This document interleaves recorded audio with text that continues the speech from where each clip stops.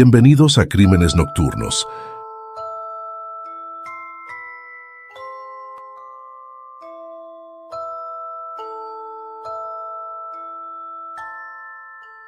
A mediados del año 1953, un caso aterrador se convirtió en el centro de atención del mundo entero.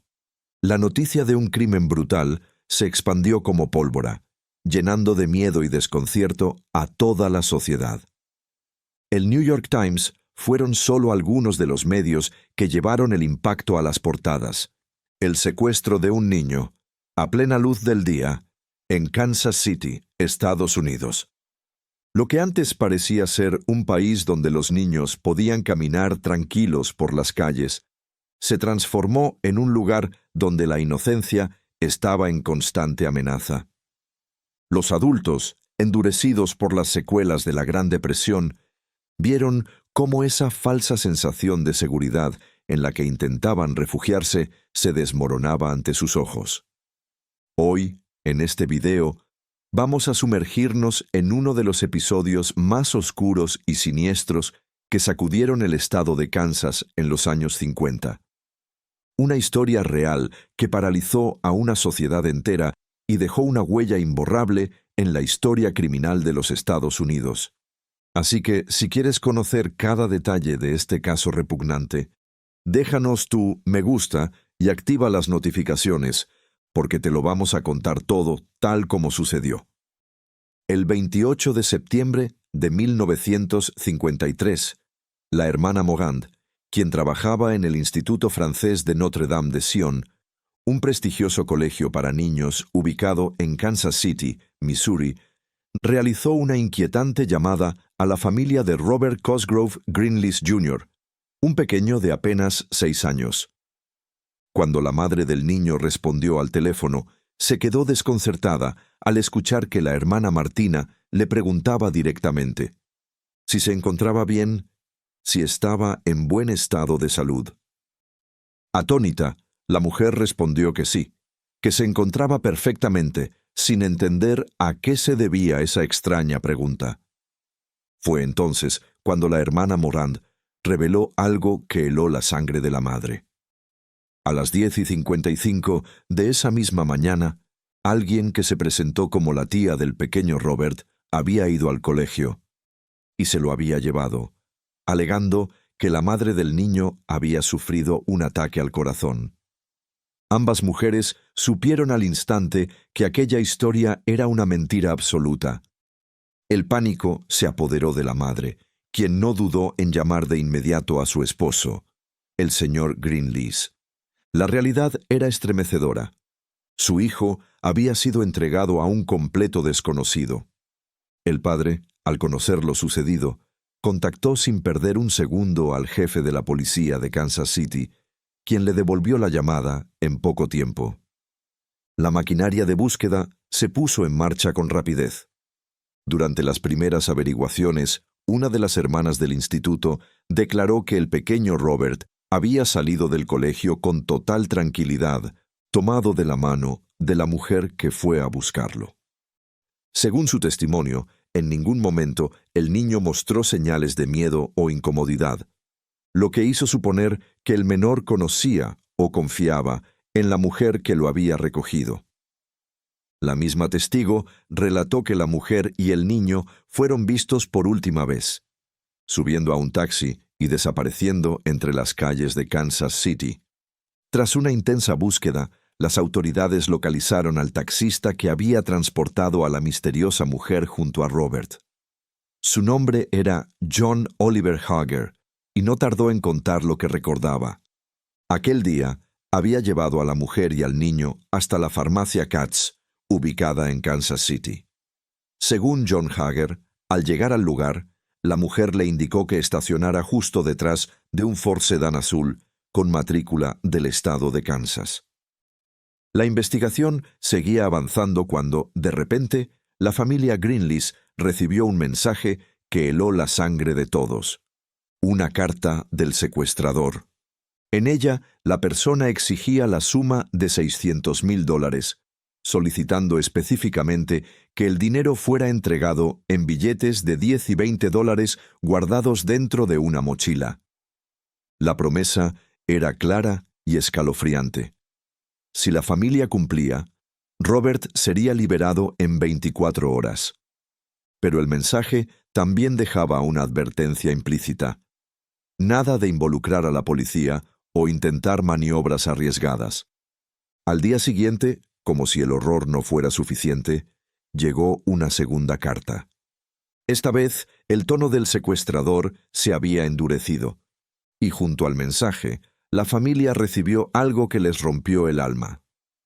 La medalla de Jerusalén que Robert llevaba colgada en su uniforme escolar.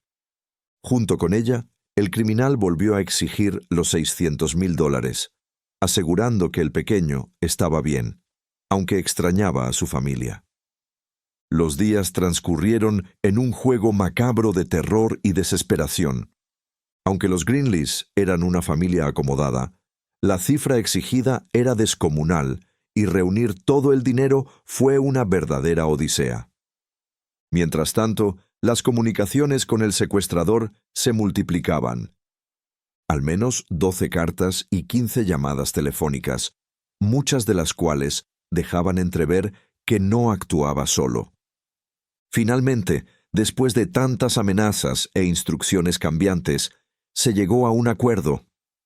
El dinero sería dejado dentro de una mochila, oculta entre la maleza, cerca de un camino rural. La familia cumplió al pie de la letra y dejó el dinero en el lugar indicado. Sin embargo, la pesadilla no terminó ahí. Al poco tiempo, el secuestrador volvió a llamar. Esta vez dijo que no había encontrado el dinero, por lo que les ordenó cambiar el sitio de entrega.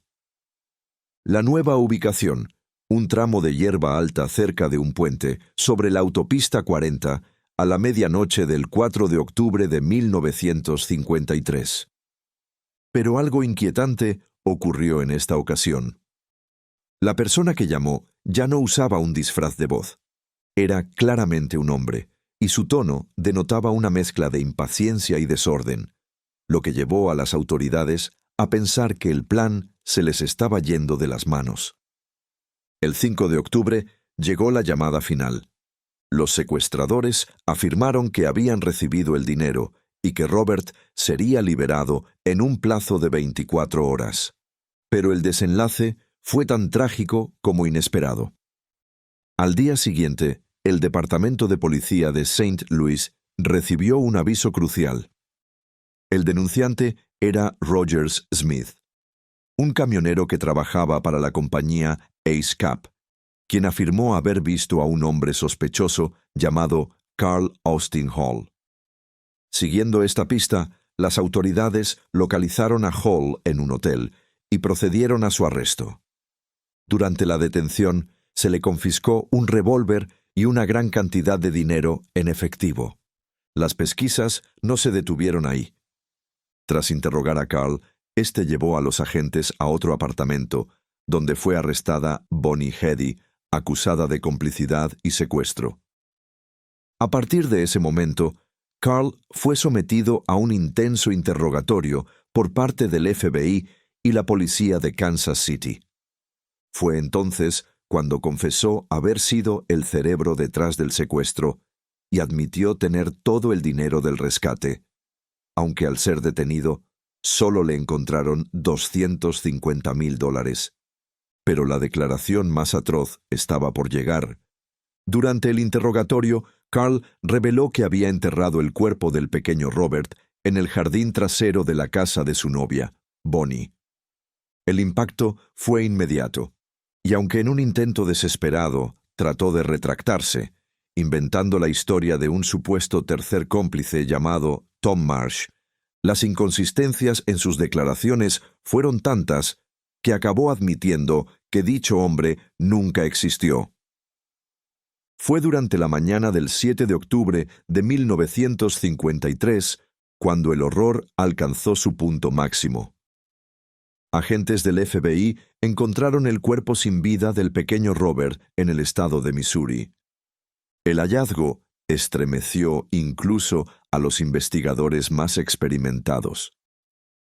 El cadáver había sido meticulosamente envuelto en una bolsa de plástico, y sobre él habían arrojado una espesa capa de cemento, intentando ocultar cualquier rastro del crimen. Ese mismo día, por la tarde, la identidad del menor fue confirmada gracias al dentista de la familia, quien reconoció al niño por sus registros dentales. Pero la pesadilla no terminó con el hallazgo. Al inspeccionar la casa de Bonnie, los agentes descubrieron una escena que apuntaba a un crimen brutal. Salpicaduras de sangre en el sótano y varios casquillos de bala calibre .38. Sin embargo, hasta el día de hoy no se tiene la certeza de si ese sótano fue el lugar donde Robert fue asesinado, pues las versiones dadas por los implicados resultaron siempre inconsistentes y plagadas de contradicciones. Lo único certero fue el análisis del laboratorio del FBI, que determinó que aquellos casquillos correspondían a un revólver Smith y Wesson calibre .38, la misma arma que le había sido incautada a Carl el día que fue arrestado. Fue entonces cuando las autoridades empezaron a desentrañar la vida del autor intelectual de esta macabra historia. Carl Austin Hall, nacido el 1 de junio de 1919 en San Luis, Missouri, era hijo de un hombre de gran fortuna, quien le había proporcionado desde la infancia una vida de lujos, comodidades y caprichos. Durante su juventud, Carl jamás tuvo que preocuparse por trabajar ni por pagar sus gastos. Su vida transcurría sin límites. Todo cambió cuando su padre falleció. A los 27 años, Carl heredó más de $200,000, una suma gigantesca para la época. Pero en lugar de invertir o asegurar su futuro, derrochó su fortuna en fiestas, alcohol y drogas, llevando un ritmo de vida tan autodestructivo como insostenible. No pasó mucho tiempo antes de que se arruinara por completo. Y entonces, sin dinero y sin rumbo, Carl cruzó una línea peligrosa. Comenzó a delinquir para financiar su adicción. Sus primeros crímenes consistieron en asaltar taxistas, algo que para muchos sería miserable, pero para él era solo el principio. Su carrera delictiva duró poco. La policía lo atrapó y fue condenado a 5 años de prisión en Missouri. Aunque la justicia lo había alcanzado, Carl solo cumplió 1 año y 4 meses tras las rejas antes de ser liberado en 1953. Pero la cárcel no cambió su mente criminal. Al contrario, cuando salió, ya tenía en mente un plan macabro: secuestrar a un niño de familia adinerada, como lo había sido él alguna vez. Comenzó entonces su búsqueda de la víctima perfecta, y sus pesquisas lo llevaron hasta Kansas City, donde conoció la historia de la influyente familia Greenlees. El patriarca, Robert Greenlees Sr., era un prominente vendedor de automóviles de 71 años, y su hijo, Robert Cosgrove Jr., se convirtió en el blanco ideal para el siniestro plan de Carl. Pero para ejecutarlo necesitaba un cómplice. Fue entonces cuando recordó a Bonnie Heady, una mujer de 41 años a quien conocía desde hacía tiempo. Una figura turbia, alguien que incluso lo había esperado afuera de la prisión el mismo día que recuperó su libertad. Bonnie, nacida en 1912, es un personaje envuelto en misterio. No se sabe demasiado sobre su pasado, salvo un dato inquietante. Tenía una peligrosa fascinación por los hombres criminales, y Carl era exactamente eso. Cuando Bonnie Heady tenía apenas 23 años, se casó con Dan Heady, un conocido asaltante de bancos de Missouri. El matrimonio duró algunos años, pero como era de esperarse en una relación marcada por el crimen, Dan fue finalmente arrestado y enviado a prisión. Tras cumplir su condena, el destino no le dio tregua. Poco después de ser liberado, Dan Heady murió acribillado por un escuadrón de la policía de Kansas. La reacción de Bonnie al enterarse: una simple y siniestra sonrisa torcida, acompañada de un comentario casi burlón que dejó a todos helados. Esa era Bonnie Heady, una mujer que había aprendido a convivir con la muerte y la violencia. Durante su vida de viuda, nada parecía sobresalir. Hasta que, un día, los periódicos publicaron la foto de un miserable criminal llamado Carl Austin Hall. Y Bonnie, como si se tratara de un flechazo, se enamoró perdidamente. Cuando Carl salió de prisión, Bonnie lo esperaba en la puerta. Lo llevó a su casa en St. Joseph, Missouri, y, de forma retorcida, aquella pareja tan disfuncional conectó de inmediato. Bonnie, ya sumida en el alcoholismo, encontró en Carl a su compañero ideal, un hombre sin rumbo, obsesionado por las drogas y la vida criminal. Ambos sabían que su unión no solo se basaría en vicios, también requería mucho dinero para mantener su caótica existencia. Cuando Carl le confesó su plan de secuestrar al hijo de una familia rica, Bonnie no solo aceptó, sino que se entusiasmó tanto que llegó a gritar de emoción. «¡Eso es mejor que el sexo!», exclamó, entre risas, sellando así su pacto criminal.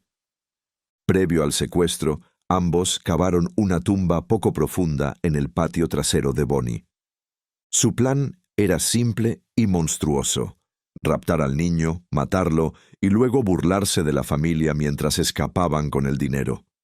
Así, el 28 de septiembre de 1953, a las 10:55 de la mañana, Bonnie se presentó en el Instituto Francés de Notre Dame de Sion, haciéndose pasar por la tía del pequeño Robert. Dijo que la madre del niño había sufrido un infarto y se encontraba hospitalizada en St. Mary's Hospital. Minutos después, la hermana Morand regresó con Robert y encontró a Bonnie arrodillada en un banco de la capilla. Al verla tomar de la mano al niño, la hermana asumió que se conocían, ya que Robert no mostró ningún tipo de resistencia ni temor. Tras salir del colegio, abordaron un taxi que los llevó hasta el punto donde Carl los esperaba. De allí, la pareja emprendió el camino hacia la autopista 169, alejándose de Kansas City. En un momento, Bonnie se puso al volante mientras Carl se trasladaba al asiento trasero. Y fue allí donde desató la tragedia. Carl intentó estrangular al pequeño, pero Robert, un niño extrovertido y valiente, luchó con todas sus fuerzas. Le lanzó varios puñetazos, forcejeando por su vida. Carl llevaba un arma escondida en el bolsillo de su chaqueta. Sacó el revólver y disparó una vez, intentando alcanzar el corazón del niño. Al ver que seguía con vida, le disparó en la cabeza con un segundo tiro. Sin piedad, bajó el cuerpo del coche, lo colocó en el suelo y lo metió en una bolsa de plástico, mientras observaba cómo la sangre se derramaba. El lugar donde cometieron el asesinato estaba aproximadamente a 3 kilómetros al sur y 3 kilómetros al oeste de la frontera estatal. Así lo narraría después el propio Carl. Tras el crimen, el cadáver fue llevado en el asiento trasero hasta la casa de Bonnie, donde los esperaba la tumba improvisada. Esperaron a que cayera la noche, sacaron el cuerpo del auto y lo enterraron. Al día siguiente, compraron cemento y sellaron la fosa con una gruesa capa. Pero para Carl y Bonnie, aquello no fue más que un juego retorcido. Tras deshacerse del pequeño Robert, bebieron sin control y comenzaron a llamar a la familia Greenlees para exigir el rescate. El día que fueron a recoger el dinero, Carl, totalmente ebrio, no logró encontrar el punto de entrega. Esto los obligó a cambiar varias veces el lugar hasta que finalmente lograron recoger el botín. Una vez con el dinero en su poder, viajaron a San Luis, donde compraron 2 maletas y guardaron $300,000 en cada una. Según su versión, Luego enterraron las maletas en una fosa al sur de la ciudad. Sin embargo, la realidad fue distinta. Se llevaron las maletas y comenzaron a gastar el dinero en bares y moteles, dilapidando parte de su botín en poco tiempo. Durante una de esas paradas, Bonnie bebió hasta perder el conocimiento. Aprovechando la ocasión, Carl le dejó $2,000 en su bolso y la abandonó. La policía capturó a Carl poco después y, sin demorar, lo llevó directo hasta la habitación donde se escondía Bonnie. Al darse cuenta de que podían enfrentar la pena de muerte, ambos criminales enviaron una carta a la familia Greenlees, en la que imploraban perdón por el asesinato del pequeño. No recibieron clemencia, ni jamás la merecieron. Finalmente, Carl y Bonnie comparecieron encadenados ante el Tribunal Federal de Kansas City.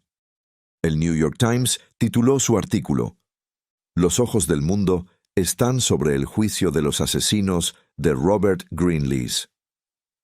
La defensa, con un tono pesimista, intentó pintar a Bonnie como una mujer arruinada por la muerte de su esposo a manos de la policía. El abogado defensor, Harold Hu, pidió cadena perpetua como castigo. En cuanto a Carl, la defensa lo describió como un hombre avaricioso y alcohólico, y presentó a ambos como víctimas de la vida y de sus propias desgracias.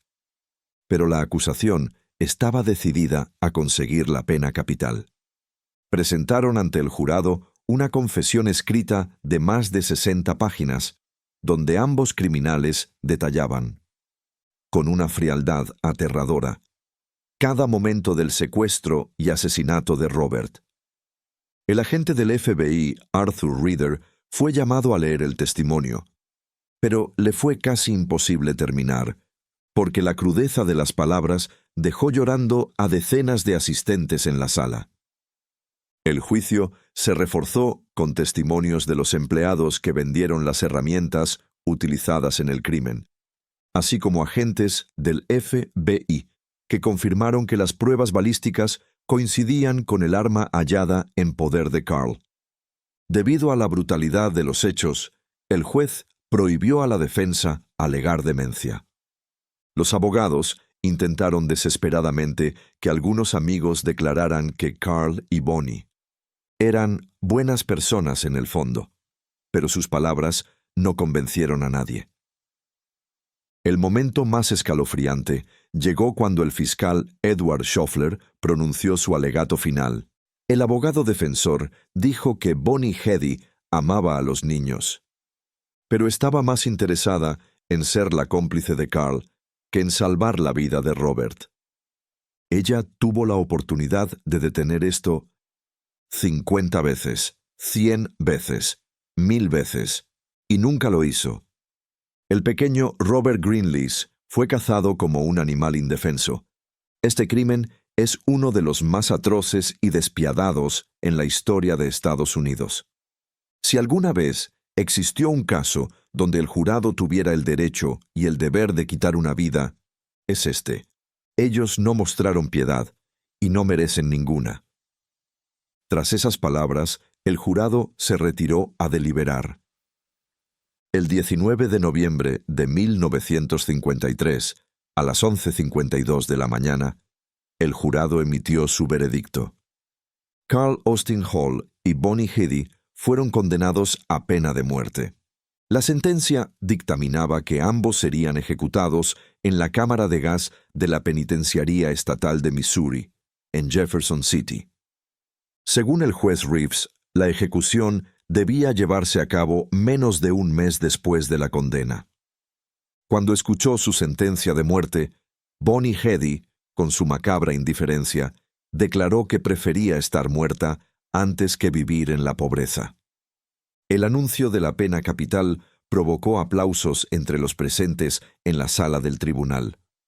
Por su parte, el señor Greenlees, que se mantuvo sereno y en silencio durante todo el juicio, dijo a la prensa: «Es demasiado bueno para ellos, pero es lo máximo que permite la ley».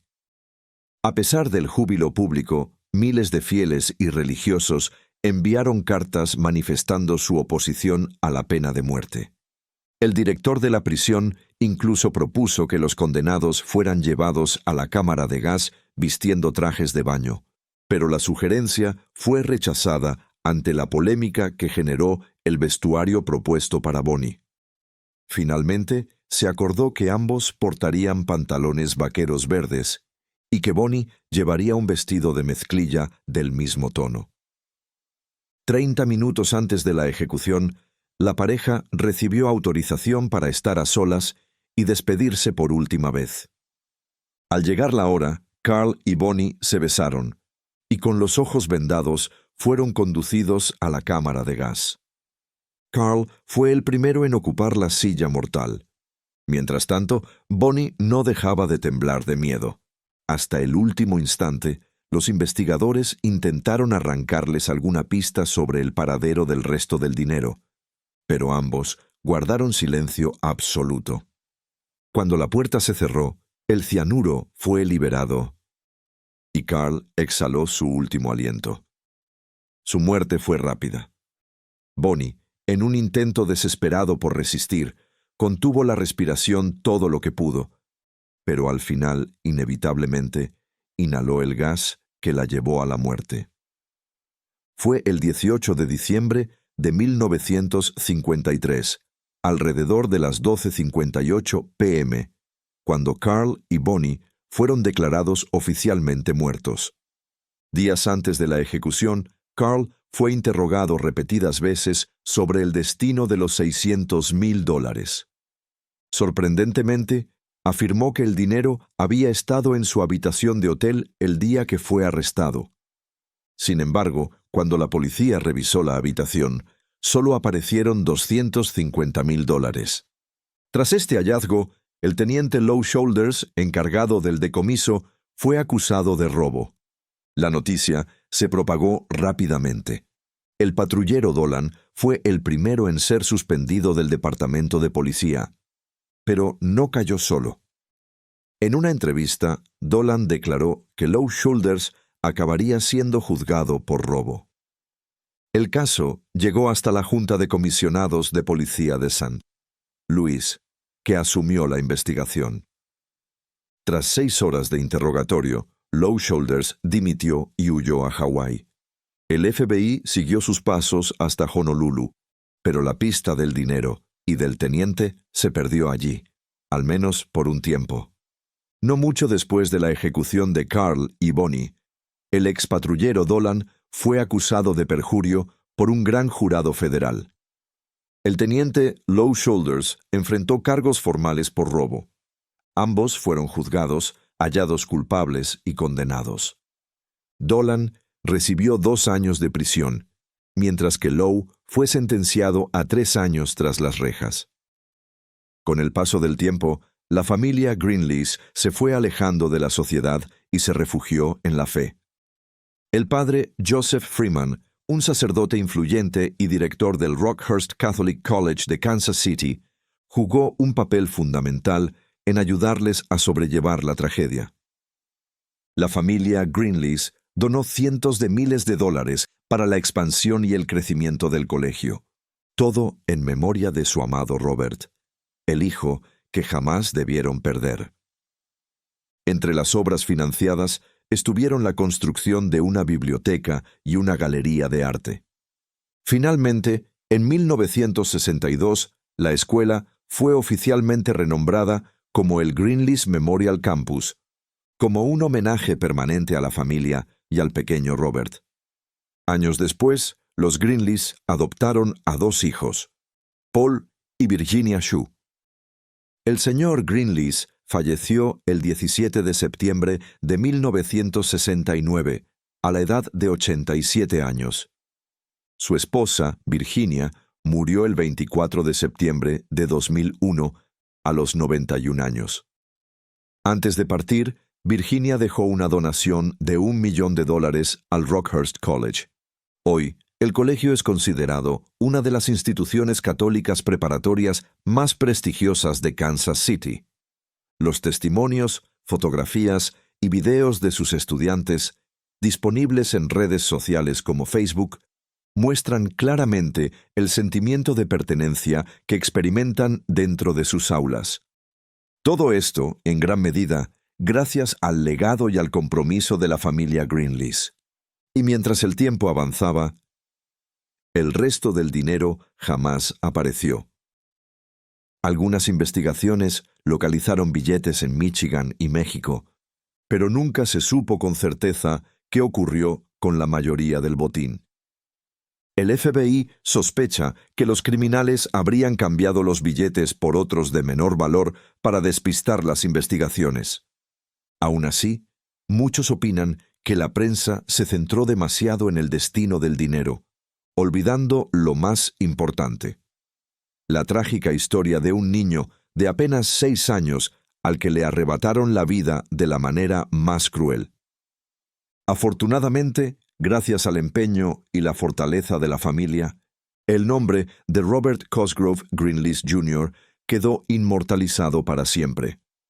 Prueba de ello son los miles de estudiantes que hoy en día asisten al Rockhurst Catholic Preparatory School, jóvenes que, al igual que Robert, tienen sueños y siguen conquistando el mundo con sus logros.